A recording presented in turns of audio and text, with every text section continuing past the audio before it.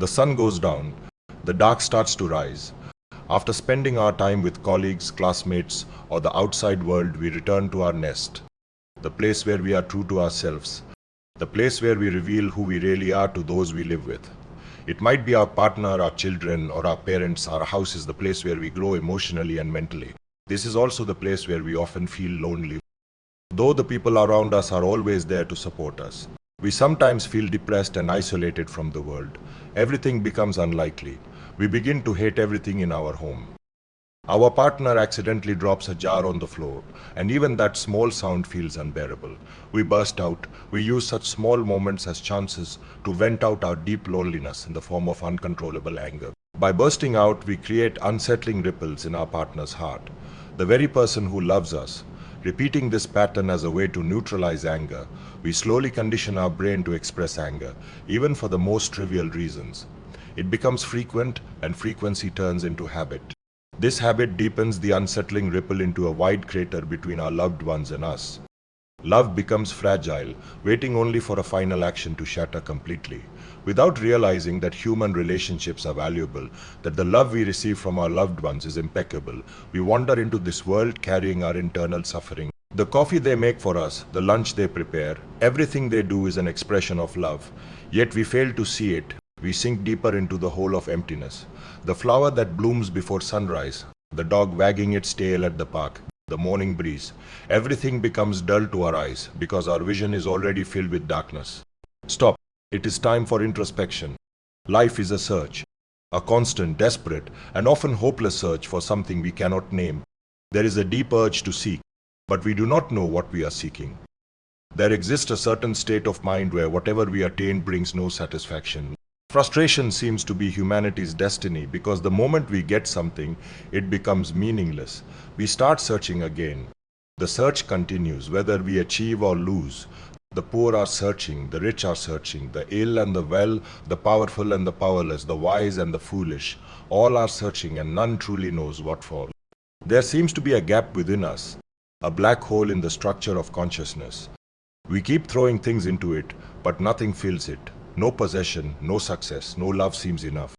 It is a feverish search, sometimes in money, power, prestige, sometimes in God, love, or meditation. But the search continues endlessly. This search does not let you live in the present. It always pushes you somewhere else, some other time, some other place, never here and now. It drives you crazy and it is never fulfilled.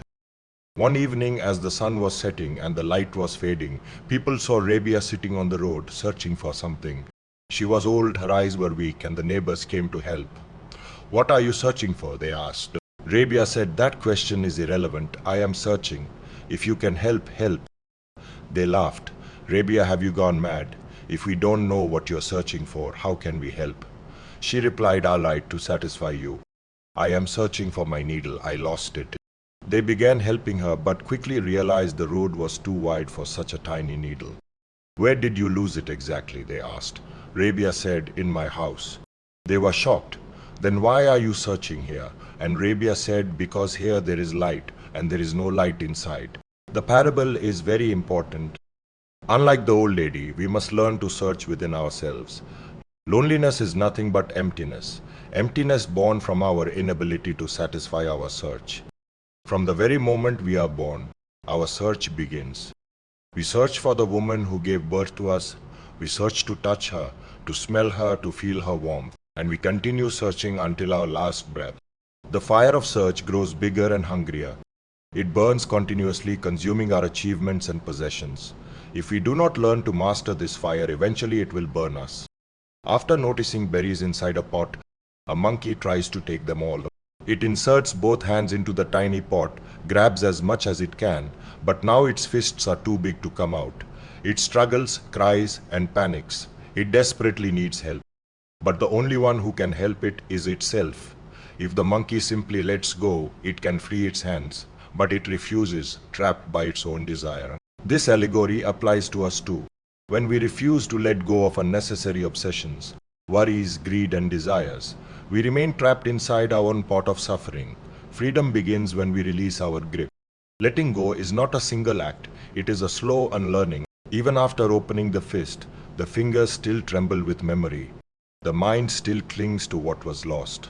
There was once a potter who made the finest pots in his village. Every vessel carried a piece of his silence. One day, a proud lump of clay said, "I want to be something grand, a statue, not a pot for daily use." The potter smiled but said nothing. He kneaded the clay gently but firmly. The clay cried, "You're hurting me." Still, the potter worked with calm breath and steady hands. Then came the spinning, the dizzying motion of the wheel. "Stop!" the clay shouted. "I can't take this any more." Yet the wheel kept turning. When the shape was ready, the potter placed it in the fire. The clay screamed, "Why must I burn after all this?" The potter whispered, "Because only through fire you will find your strength. Only through fire you will become what you were meant to be." When the pot emerged, it no longer complained. It had become strong enough to hold water, humble enough to reflect the sky. Like that clay, we too resist life shaping. We curse the hands that mold us, unaware that they are crafting our form. We fear the fire, not knowing it gives us strength. Every loss, every silence, every burn, it all belongs to the potter's art. And when we finally stop resisting, we realize we were never being destroyed, we were being made. The large engulfing fire within us can be controlled by one thing: consciousness. First step, stop your racing thoughts, rumination, and meaningless worries. Take a break from what you do. Create a barrier between yourself and your noisy reality. Take a deep breath. Take another. Now you are ready to fill your vacuum, your loneliness. Second step, fill the glass of yourself with the water of consciousness. Ask yourself, am I searching only for the needful things? Am I running toward only meaningful goals? Am I engaging in only purposeful acts each day? Am I gathering only what is necessary? Am I planning to carry my needless worries until death? Am I going to run meaninglessly until the grave? Now you have your answer, and your answer is no. Once you realize this, you begin to awaken. When you let go of the unnecessary, the sun will rise again. The light will fall softly upon your face. The empty glass called loneliness will begin to fill itself, slowly, gently, with peace. And when the sun finally rises, the light does not come from outside, it comes from within. You begin to notice that nothing around you has changed, yet everything feels new. The same walls, the same faces, but now they carry warmth.